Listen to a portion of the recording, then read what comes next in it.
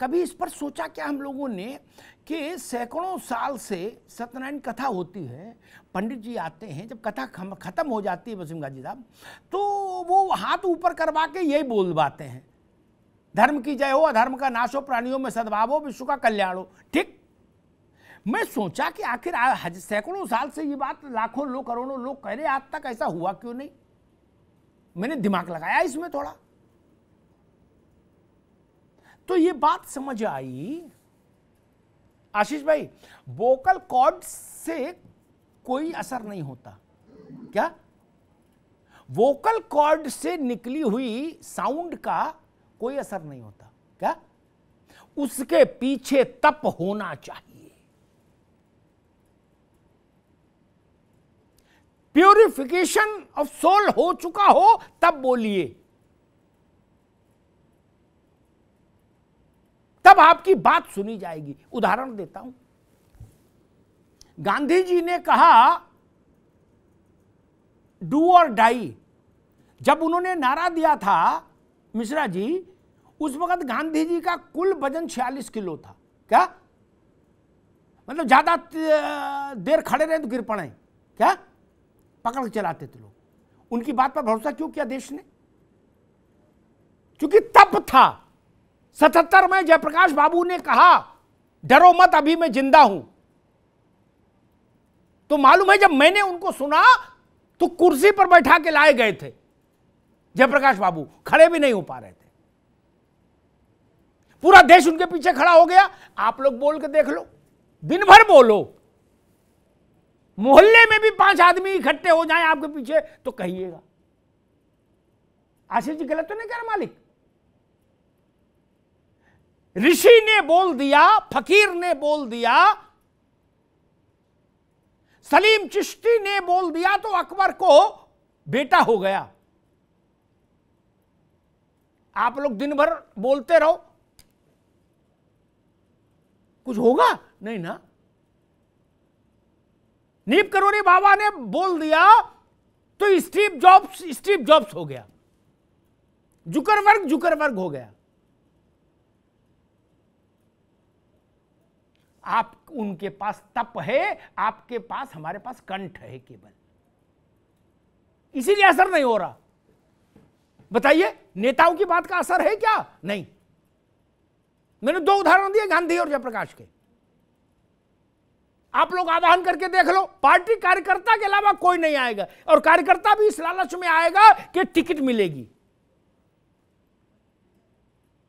करके देख लीजिए ना, जिन जिन को गलतफहमी हो करके देख लो। अब वही धर्मगुरु करके देख लो सब लोग। आस्था स्थान में है, व्यक्ति में नहीं। भारत की अब आस्था स्थानों में है, व्यक्ति वो रहे नहीं जिनमें आस्था रहे। इसलिए वैष्णो देवी में कोई व्यक्ति नहीं है, कोई चेहरा नहीं है, ह्यूमन फेस नहीं है गाजी साहब। फिर भी भारत के सबसे ज्यादा तीर्थयात्रियों वाला स्थान बना हुआ है वो। वहां तो कोई है ही नहीं, कोई बाबा महंत संत तो बैठते नहीं वहां। स्थान की है, क्योंकि व्यक्तियों के पास तप नहीं रहा।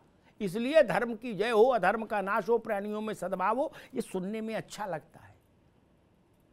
तुलसीदास जी ने कहा था, जहां से महाराज हैं उसी बनारस में बैठ के उनने लिखा था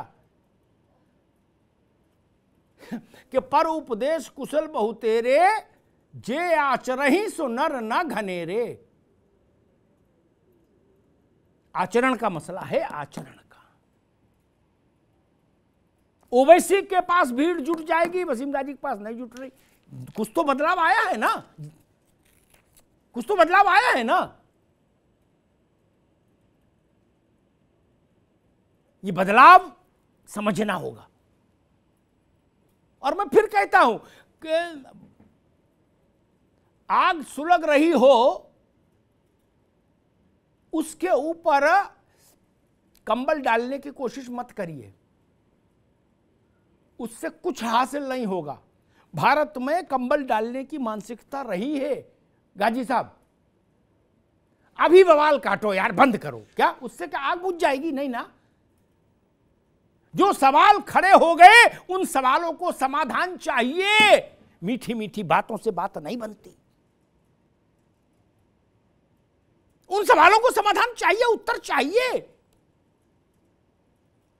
सवाल खड़े नहीं होते, बात अलग थी, अलहदा थी।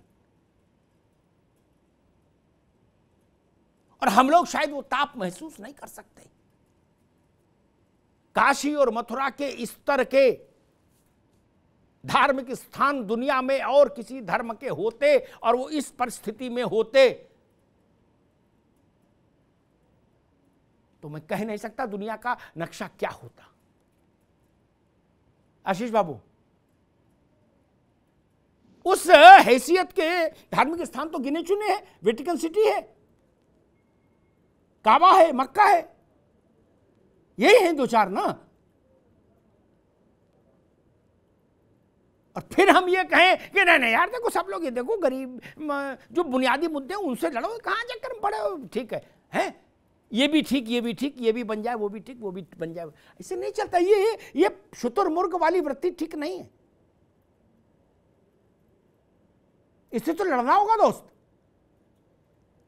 इसीलिए मैंने अयोध्या का उदाहरण दिया। अयोध्या में 500 वर्ष संघर्ष चला, शासकों के विरुद्ध संघर्ष हुआ, उजाड़ हो गई थी अयोध्या,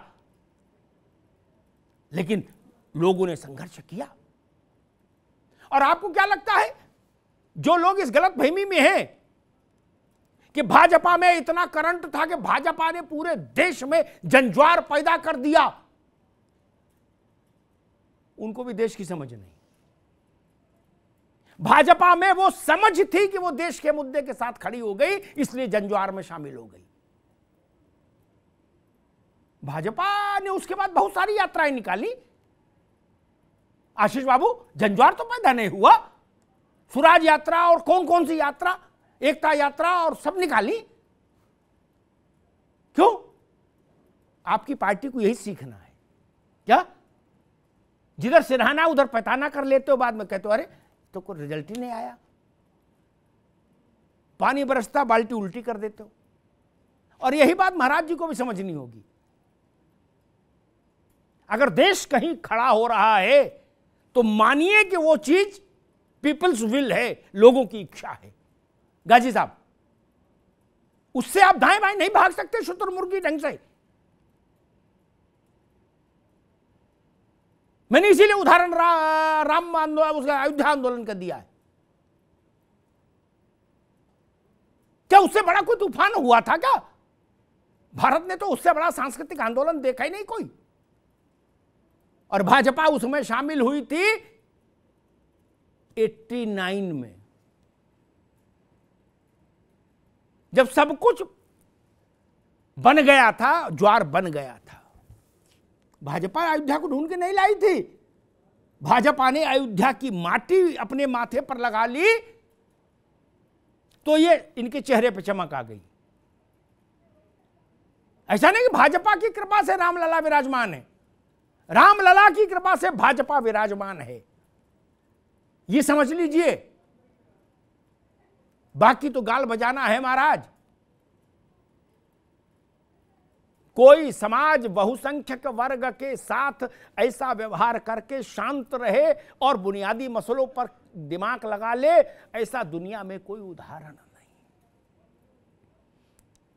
कुछ मसले शरीर के हैं, कुछ मसले मन के हैं। शरीर के मसलों भी हल होने चाहिए, लेकिन मन के मसले भी हल होने चाहिए।